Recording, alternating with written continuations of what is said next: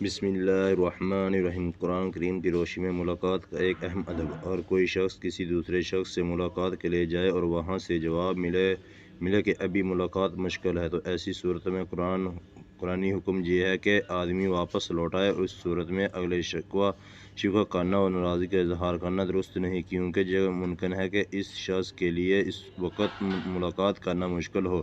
چنانچہ مفتی اعظم پاکستان مفتی محمد شفیع صاحب رحمہ اللہ تعریف فرماتے ہیں کہ اگر کسی شخص نے کسی شخص سے استئذان کیا اور اس نے جواب میں کہہ دیا کہ اس وقت ملاقات نہیں ہو سکتی، لوٹ جاؤ، تو اس سے برا نہیں ماننا چاہیے، کیونکہ ہر شخص کے حالات، اس کے موقعات مختلف ہوتے ہیں۔ بعض اوقات وہ مجبور ہوتا ہے اور باہر نہیں آ سکتا، نہ آپ کو اندر بلا سکتا، تو ایسی حالت میں اس کے عذر کو قبول کرنا چاہیے۔ یعنی جب آپ سے کہا جائے کہ اس وقت لوٹ جاؤ، تو آپ کو خوش دلی سے لوٹ آنا چاہیے۔ اس سے برا منانا یا وہاں جم کر بیٹھ جانا درست نہیں ہے۔ بعض حضرات سلف سے منقول ہے کہ وہ فرماتے تھے کہ عمر بھر اس تمنا میں رہا کہ کسی کے پاس جا کر استئذان کروں اور وہ مجھے جواب دے کر لوٹ جاؤں، تو میں اس حکم قرآن کی تعمیل کا ثواب حاصل کروں، مگر عجیب اتفاق ہے، مجھے کبھی یہ نعمت نصیب نہ ہوئی۔